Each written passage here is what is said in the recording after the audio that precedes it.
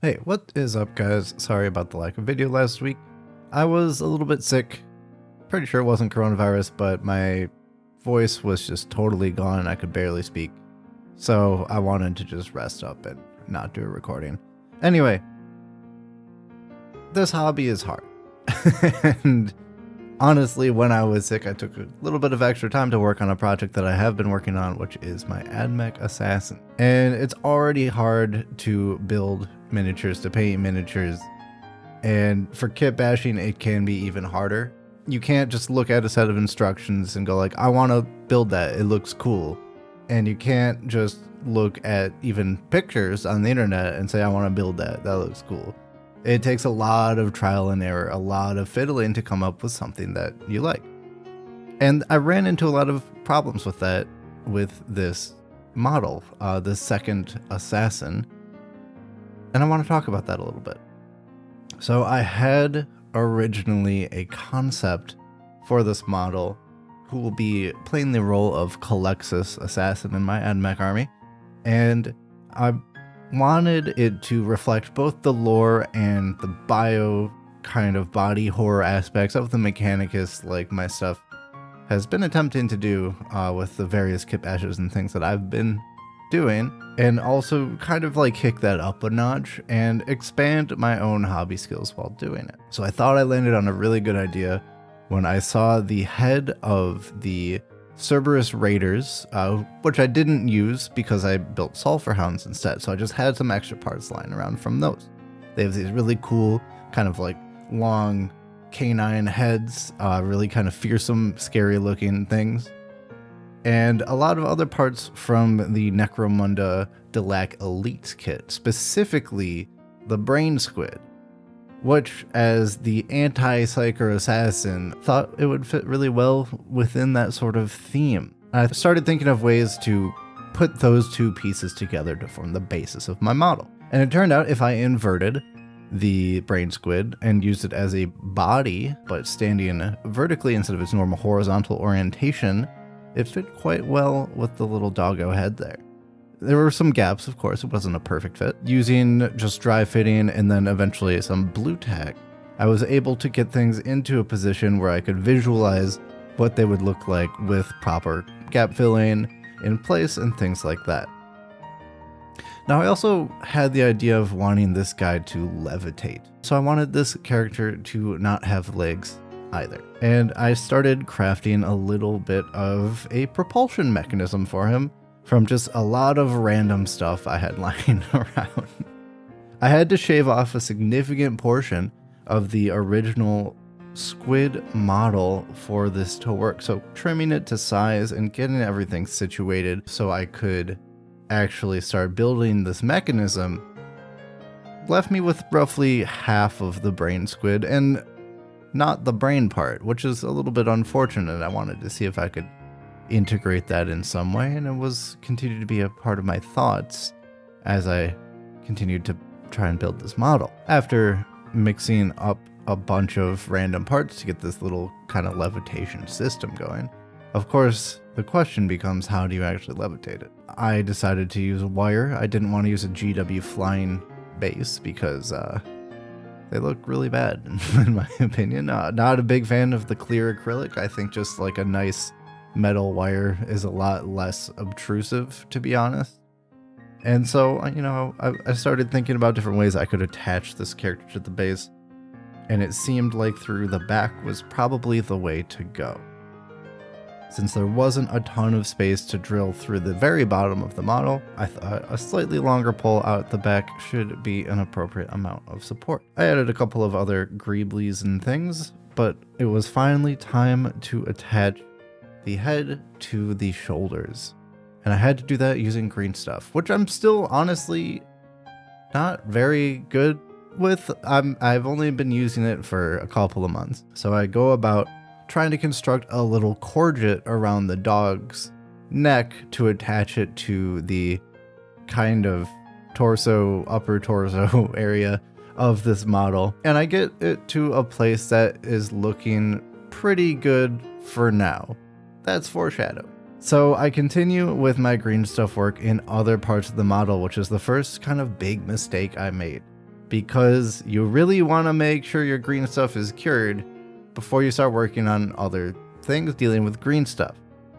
The issue with that is I had a bunch of extra green stuff and I didn't want it to dry out. So I tried to press on, and I knew kind of the dangers of it, and I tried to be cognizant of not leaving fingerprints in the green stuff and things like that as I moved to other portions of the model to cover up other small gaps and creases and things of that nature. Little did I know what would happen as I turned my model back around and his head was half detached. And then at that point, I felt pretty bad about the project. It was a correctable mistake, but it's still a pretty bad one, and I had to hastily redo the courgette using a bunch of half-dried green stuff that I couldn't really quite form with the same level of acumen as the fresh stuff that I had applied there recently, but I pressed on. I get the head attached, finally I wait for it to dry, and it's looking okay. I'm not really a big fan of the model at this point, and I wasn't sure why. It didn't really make sense to me. Something just wasn't quite hitting the stride with this piece, and I wasn't sure what it was. Was it because he was missing arms? Maybe. Was it too symmetrical? Very possible. There were a lot of things that just quite didn't seem right, and everything I tried to make fit just wasn't really taking to the piece as I tried various dry fittings and possibilities from my bits box to try and flesh out this model a little bit more. So I put it down for a couple of days, and I did other things. Well, if I'm being honest, I mostly did one other thing. Unfortunately for you, however, you are maidenless. But I eventually got back to it. I picked up this model again and said, hey, we're going to finish this model tonight.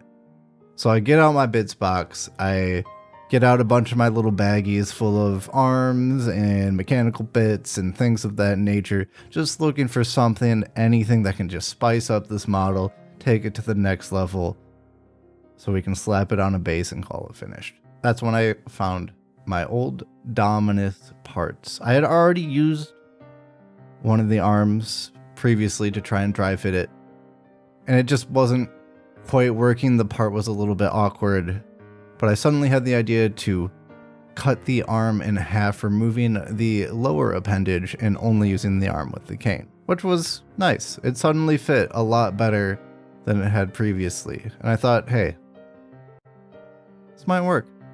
I took an auspex and another part of the Dominus kit, which I hadn't considered before, just a little claw appendage, stuck those to the other end, and suddenly we have asymmetry. You typically don't want to have a completely symmetrical model. It just looks kind of boring, unnatural, and weird. We had this sort of asymmetry in the silhouette that wasn't present before, and a couple of gaps that needed to be filled for sure, but stuff that was becoming a solvable problem instead of an abstract existential crisis. So at the end of the day, it all comes back to the ugly stage, which any artist is kind of aware of as a thing. When you get, you know, a portion of the way into whatever you're making, and it just doesn't look good, and there's nothing you can do about it. Pretty much every artistic technique has this state, and you just gotta trust in the process and keep pushing through. For the sake of kitbashing, because there's often not a grand plan or set of instructions or anything like that, usually keeping pushing just means trying everything and seeing what sticks. Grab your bits box, throw every conceivable piece you have at this model, and see if there's something that you hadn't considered before that actually will solve the problem for you. And that is what happened with this piece. At the end of the day, I am happy with it. I do like how it turned out. Is it perfect? No. But, you know, I'm not a perfect being either, and it's part of my learning on my way to miniature godhood. But I am quite happy with the way it turned out versus how I was feeling about it before. And so then there were two 2 assassins sitting in a tree. Killing. Without further ado, get some basing on this bad boy, slap a little primer, zenithal spray on him, and here's a look at my Adeptus Assassin.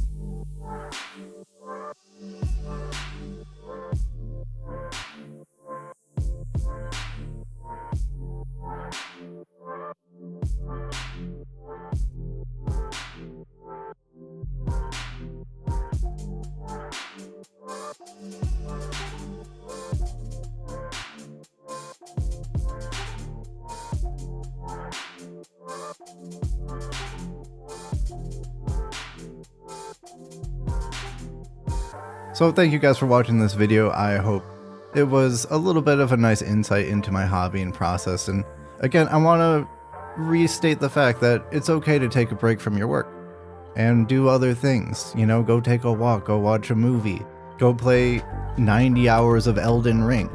Do whatever you feel that you have to do to rejuvenate your energy and get back in the space where you can continue with your hobby in a fun and enjoyable way. If you like this video, feel free to throw it a like, it helps out the channel a ton. And if you want to see more kitbashes and things of that nature, make sure to subscribe so you don't miss a single one. I'll see you guys next time. Peace.